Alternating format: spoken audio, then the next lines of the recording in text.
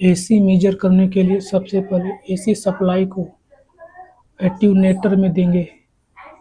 एट्यूनेटर AC को DC में बदलेगा। उसके बाद रेक्टिफायर को देते हैं जो एसी को डीसी बदलता है। उसके बाद मल्टी स्टेज डीसी एम्पलीफायर को देते हैं। उसके बाद पीएमसी से देकर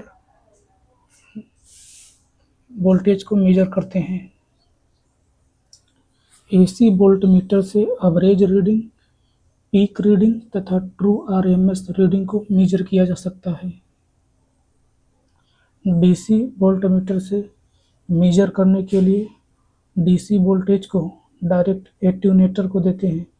उसके बाद मल्टी स्टेज डीसी एम्पलीफायर को देते हैं। उसके बाद जो पीएमसी होता है वह वैल्यू को मेजर कर लेता है। एक तो सवाल है, if P is the number of poles and N is the rotational speed of rotor, how is the frequency of induced alternating EMF of an alternator represented? तो हो जाएगा यह बराबर Pn/120 Pn/120। देखिए 4 तरह के सिग्नल होते हैं। देखिए पहला एनालॉग सिग्नल। एनालॉग सिग्नल में कंटिन्यूअस टाइम में कंटिन्यूअस वैल्यू आता है तथा क्वांटाइज्ड सिग्नल में कंटिन्यूअस टाइम में डिस्क्रीट वैल्यू होता है। कंटिन्यूअस टाइम के साथ साथ डिस्क्रीट वैल्यू होता है तथा सैंपल्ड सिग्नल में टाइम डिस्क्रीट होता है तथा कंटिन्यूअस वैल्यू होता है तथा डिजिटल सिग्नल में डिस्क्रीट टाइम में डिस्क्रीट वैल्यू आता है। जैसे देखिए क्वांटाइज्ड सिग्नल में जो है कि टाइम जो है कंटिन्यूअस है बट जो वैल्यू है डिस्क्रीट है। जैसे जीरो वैल्यू, 2 वैल्यू, 4 वैल्यू, इस तरह हो रहा है। देखिए डिजिटल सिग्नल में टाइम भी डिस्क्रीट होता है तथा वैल्यू भी डिस्क्रीट होता है। मतलब कि एक जिसे टाइम को भी इंटीजर में लेते हैं तथा वैल्यू को भी इंटीजर पूर्णांक के रूप में लेते हैं। जैसे एक टाइम पर एक वैल्यू, 2 टाइम पर 2 वैल्यू, इस प्रकार है। इसे डिजिटल सिग्नल। तो यहाँ पे क्वेश्चन दिया है, which of the following electrical signal are continuous in value and discrete in time? तो यह सैंपल्ड सिग्नल होता है। देखिए फील्ड इफेक्ट ट्रांजिस्टर 2 तरह के होते हैं।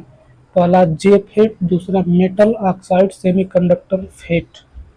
अब देखिए जे फेट डिप्लेशन मोड टाइप में होता है तथा इसमें 2 तरह के होते हैं, एक तो एन चैनल, दूसरा पी चैनल। देखिए metal oxide semiconductor field effect transistor जो होता है वो अभी 2 प्रकार का होता है, एक तो डिप्लेशन मोड वाला, एक तो इन्हांसमेंट मोड वाला। डिप्लेशन मोड वाला भी 2 तरह के होते हैं, एक तो एन चैनल, दूसरा पी चैनल। देखिए इन्हांसमेंट मोड वाला भी 2 होते हैं, एक तो एन चैनल, दूसरा पी चैनल। इस प्रकार की बात करें तो 6 ठो पूरी डिवाइस होती हैं।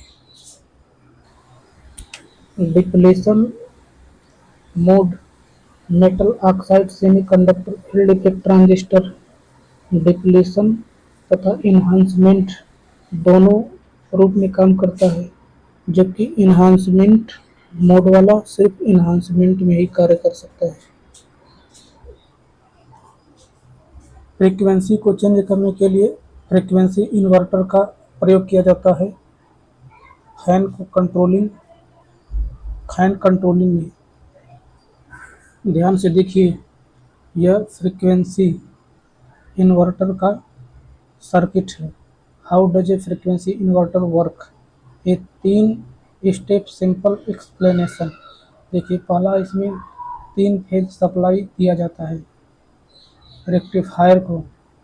अब देखिए जो रेक्टिफायर होता है वह एसी को डीसी में कन्वर्ट करता है। फिर देखिए डीसी यहाँ पे फिल्टर भी लगा होता है। अब देखिए यह जो डीसी होता है दोबारा इन्वर्टर में जाता है और अब देखिए ये वाला जो तीसरा इन्वर्टर है वो डीसी को एसी में कन्वर्ट करता है। देखिए फ्रीक्वेंसी इन्वर्टर की फर्स्ट स्टेज रेक्टिफायर होता है जो 3 फेज एसी को डीसी में कन्वर्ट करता है, तथा दूसरा स्टेज जो होता है वह फिल्टर वाला होता है, मतलब डीसी को प्योर बनाता है फिल्टर। और तीसरा स्टेज इन्वर्टर होता है, मतलब कि जो डीसी होता है उसको 3 phase AC variable frequency voltage में कन्वर्ट करता है इन्वर्टर। देखिए इसके बारे में कुछ पढ़ लेते हैं। द पहला स्टेज होता है rectification AC to DC. The frequency inverter first takes the incoming alternating current power and convert it to direct current using a component called a rectifier. This DC power is stored in a DC bus, a set of capacitors. अब देखिए दूसरा filtering smoothing. The DC bus capacitors smooth out the rectified DC power creating a clean stable DC voltage. तीसरा देखिए stage inversion DC to AC.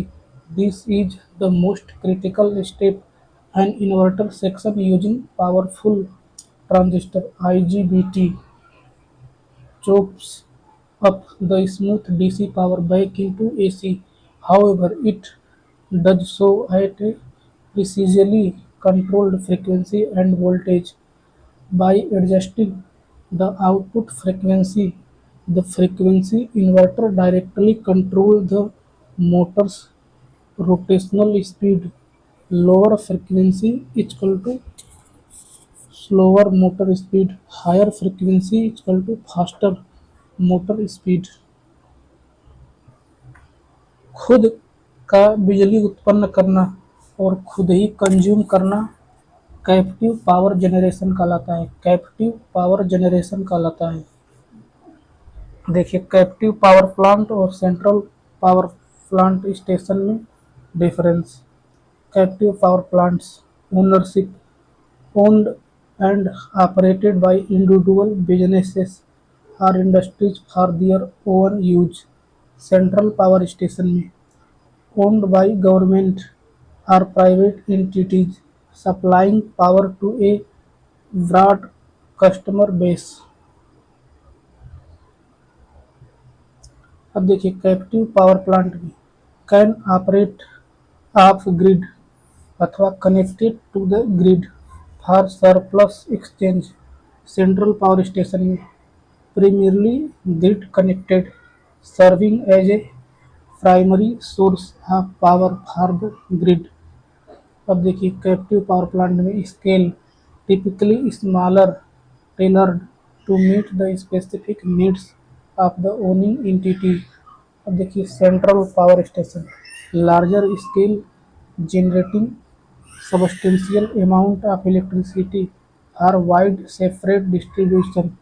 अब देखिए flexibility operation often used to ensure reliability and quality of power supply। देखिए central power station focuses on efficiency and economy with less flexibility due to the vast network they supply।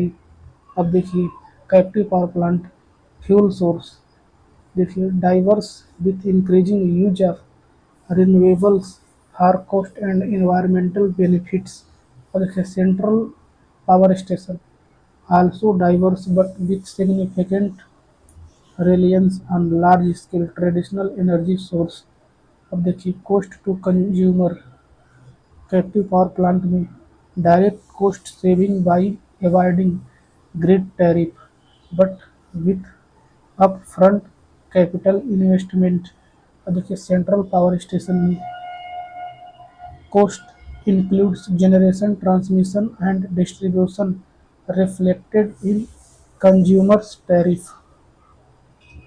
देखिए कंटेंजेंसीज क्या होता है, तो जिसका expect नहीं किया गया होता है उसे कंटेंजेंसीज कहते हैं। जैसे unexpected expenditure due to increase in cost rate of the material and loss due to any reasons.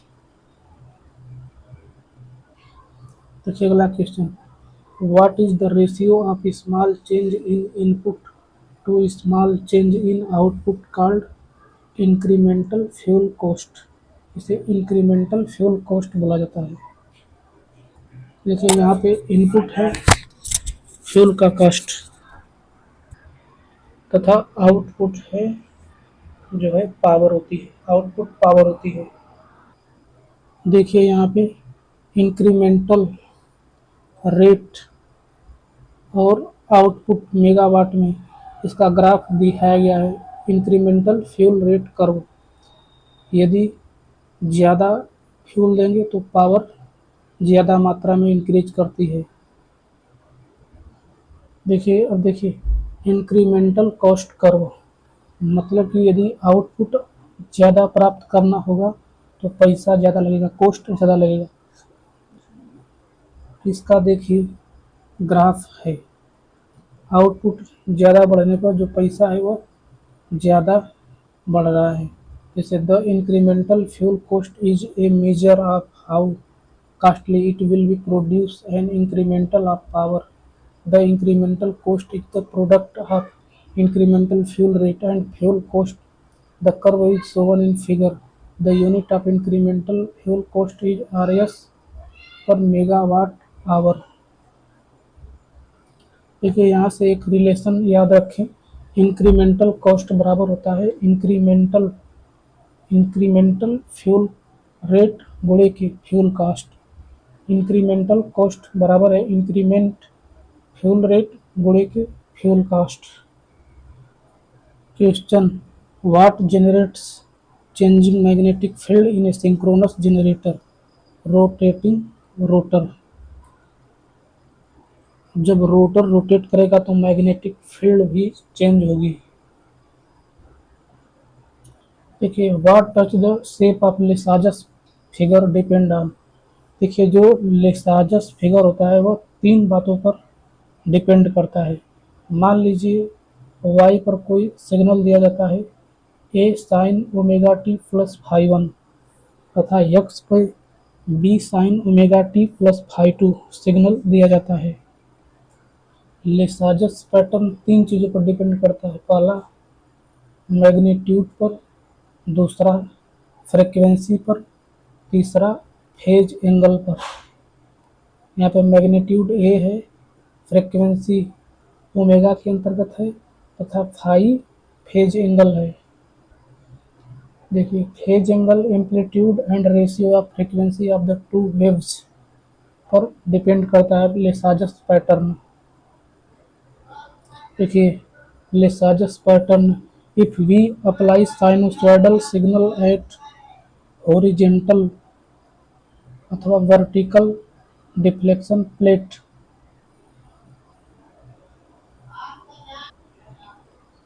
having same amplitude, same frequency but different phase, then the pattern formed is Lesagers pattern. Finding unknown frequency बराबर F Y बटे के F x बराबर number of horizontal cuts बटे के number of vertical cuts. देखिए यदि phi का मान 0 अंश होगा तो लेसाजस पैटर्न एक स्ट्रेट लाइन बनता है। यदि फाई का मान 90 अंश लेते हैं तो लेसाजस फिगर में एक सर्कल बनता है। यदि 90 अंश फाई का मान होता है तो सर्कल वृत्त बनता है। यदि फाई का मान 0 से 90 के बीच, 0 से 180 अंश के बीच में एंगल लेते हैं तो इलिप्स बनता है, दीर्घवृत्त बनता है। मतलब अलग अलग फेज एंगल के लिए लेसाजस का शेप अलग अलग बनता है।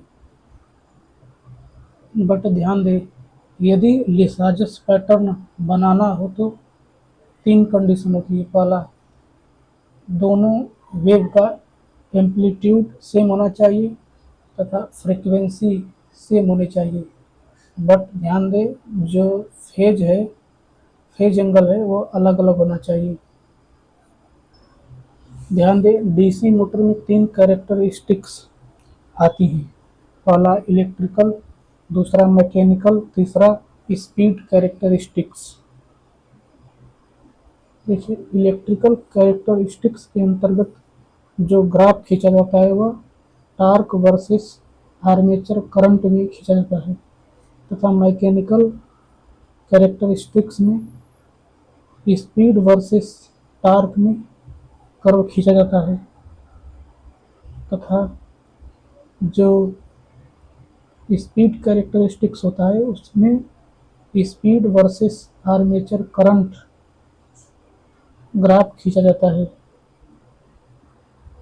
देखिए characteristics of DC motor, characteristics, electrical characteristics, यहाँ पे वाई अक्ष पे टार्क लेते हैं, एक्स एक्सिस पे आर्मेचर करंट आईए लेते हैं। अब देखिए स्पीड कैरेक्टरिस्टिक्स, इसमें वाई अक्ष पे स्पीड लेते हैं तथा एक्स अक्ष पे आर्मेचर करंट लेते हैं। अब देखिए मैकेनिकल कैरेक्टरिस्टिक्स में वाई अक्ष पर स्पीड लेते हैं तथा एक्स अक्ष पे टार्क आर्मेचर करंट आईए लेते हैं। नहीं, वाई अक्ष पे स्पीड लेते हैं तथा एक्स अक्ष पे टार्क लेते हैं। देखिए विच component convert heat energy into mechanical energy. Heat energy को मैकेनिकल एनर्जी में टरबाइन कन्वर्ट करता है। ध्यान दें, जो बॉयलर होता है वह केमिकल एनर्जी को हीट एनर्जी में कन्वर्ट करता है। कोयले की केमिकल एनर्जी को हीट एनर्जी में बॉयलर कन्वर्ट करता है। देखिए what is the inner surface of circular furnace in direct arc heating coated with, मतलब कि डायरेक्ट हीटिंग में जो सर्कुलर फर्नेस होता है उसके अंदर किस मटेरियल से कोटिंग किया जाता है, तो रिफ्रैक्टरी मटेरियल से। रिफ्रैक्टरी मटेरियल के अंतर्गत मिट्टी, ईंट आ जाते हैं जो हीट को बाहर जाने नहीं देते हैं। देखिए यह भट्टी है। The inner surface of a circular furnace used for direct arc heating is coated with A refractory material. Refractory material are designed to be heat insulating and prevent damage to the furnace at the extremely high temperature generated by the electric arc. सवाल दिया है which of the following tenders allow supplier to submit tenders only by invitation? Selective tender. देखिए modes of tendering, modes of tendering 6 प्रकार का होता है। पहला open tendering, दूसरा लिमिटेड टेंडर, दूसरा ग्लोबल टेंडरिंग, तीसरा लिमिटेड टेंडर, चौथा सिंगल टेंडर, पांचवा प्रोप्रिएटरी टेंडर, छठवां स्पॉट टेंडरिंग। ओपन टेंडरिंग में न्यूज के पेपर के अंतर्गत इश्तेहार छपवा देते हैं। ग्लोबल टेंडरिंग में इंटरनेशनल न्यूज़पेपर में भी इश्तेहार छपवा देना। लिमिटेड टेंडर के अंतर्गत 3-4 जिसे हम अच्छी तरह से जानते हैं उनको मतलब कि टेंडर के बारे में बता देना लिमिटेड टेंडर कहलाता है। देखिए सिंगल टेंडर का मतलब होता है सिर्फ एक व्यक्ति को टेंडर देना, जैसे अडानी या अंबानी। प्रोप्राइटरी टेंडर मतलब कि बेस्ट आदमी को टेंडर देना, जैसे इलेक्ट्रिकल इंजीनियरिंग का पेपर सेट कराना होगा तो इंजीनियरिंग इनोवेशन को टेंडर दिया जाएगा सिर्फ। देखिए स्पॉट टेंडरिंग मतलब इमरजेंसी में जिन लोगों को जानते हैं उन लोगों को बता देते हैं और सबको बुला लेते हैं और फिर पूछते हैं कि आप कितने में काम करेंगे, तो उसे स्पॉट टेंडरिंग बोला जाता है। सवाल दिया है why does self induced and mutually induced EMF across two coil connected in series have negative sign because they are in the opposite direction to the applied EMF. देखिए how is the cost of labour calculated. तो labour का cost calculate करने के लिए जो होता है rate of labour per day गुणे के number of days required to complete the work. मतलब कि एक दिन का मजदूरी गुणे के जितने दिन काम किया है उन दिनों की संख्या। क्वेश्चन दिया है in outdoor installation how much minimum safety working clearance shall be maintained for bare conductor and live part. 2.6 metre मतलब आउटडोर इंस्टॉलेशन में बाहर कोई व्यक्ति काम कर रहा है, कोई लाइव वायर है जो खुला है, तो उससे कितना क्लियरेंस मेंटेन करना चाहिए? 2.6 मीटर।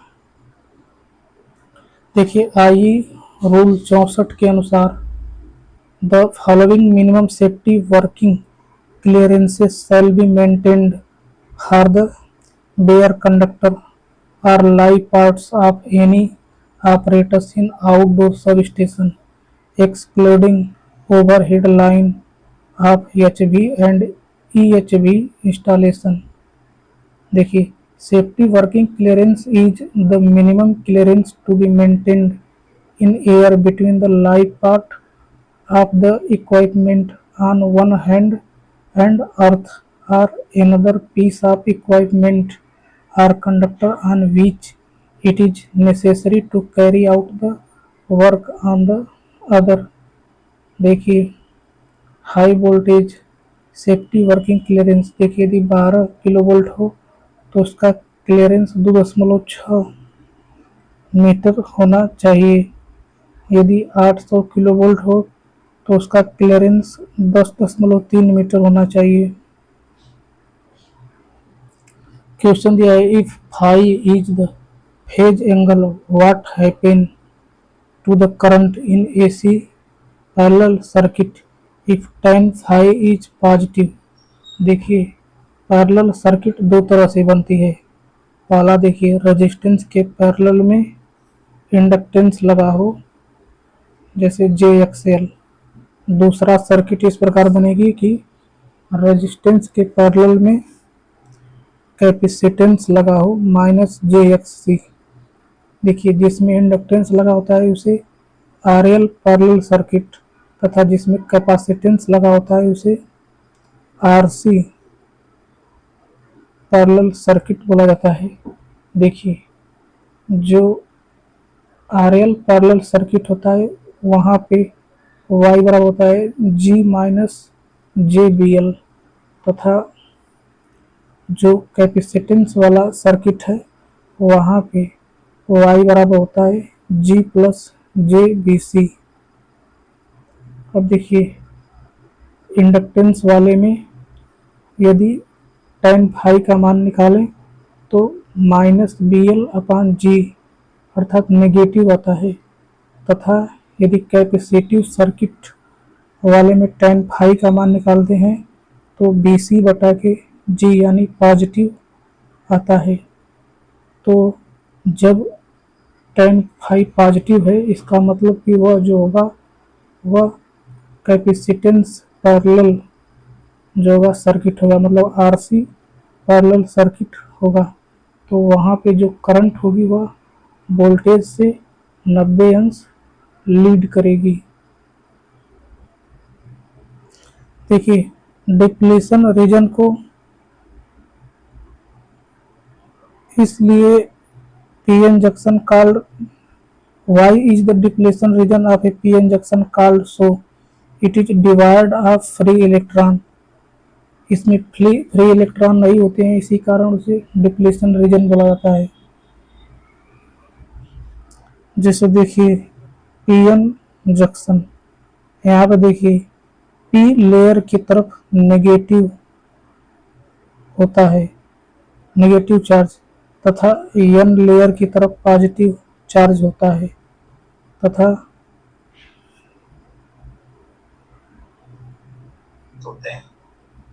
ठीक है। आखिरी क्वेश्चन रखेंगे इस वाले को, इसका आंसर और बता दीजिए।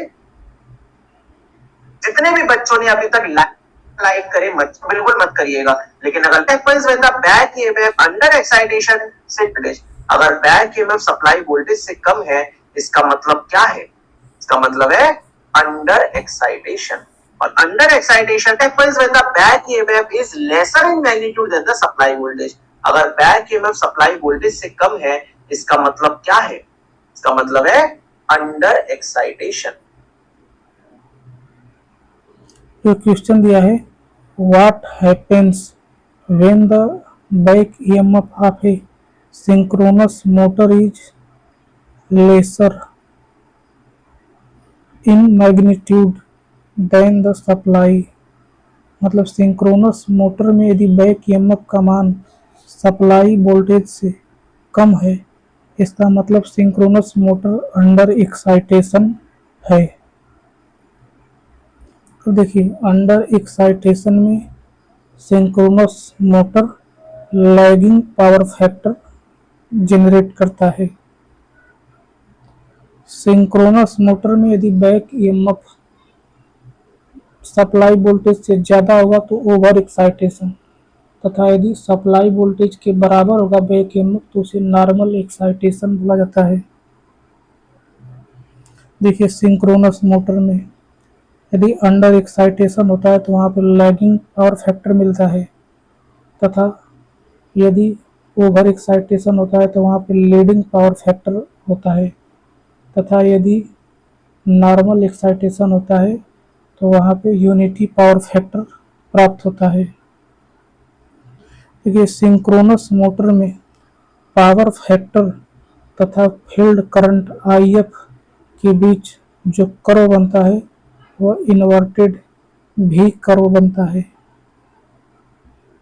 देखिए, नो लोड पे ये रेड वाला ग्राफ है, तथा यदि लोड बढ़ाते जाते हैं तो जो इन्वर्टेड भी ग्राफ है वह राइट दिशा की तरफ, जो एरो से दिखाया गया है उस तरफ घिसकता है।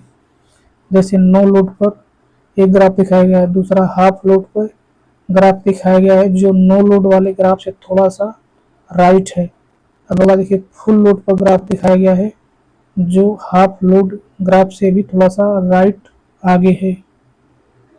मतलब जैसे जैसे लोड बढ़ाते हैं पावर फैक्टर का ग्राफ राइट डायरेक्शन की तरफ शिफ्ट होता जाता है। अब देखिए, यहाँ पे दूसरा जो ग्राफ दिया है वह आर्मेचर करंट तथा फील्ड करंट IF के बीच ग्राफ दिया गया है। देखिए, नो लोड पे जो आर्मेचर करंट है उसे रेड पॉइंट से दर्शाया गया है, फिर हाफ लोड पर जो आर्मेचर करंट है उसको भी रेड पॉइंट से दर्शाया गया है, तथा फुल लोड पर जो आर्मेचर करंट है उसको भी रेड पॉइंट से दर्शाया गया है। मतलब कि लोड बढ़ाएंगे तो जो आर्मेचर करंट का मान बढ़ता जाता है। मतलब कि लोड बढ़ाते हैं तो सिंक्रोनस मोटर में आर्मेचर करंट तथा फील्ड करंट के बीच में जो ग्राफ है वह ऊपर की तरफ खिसकता है।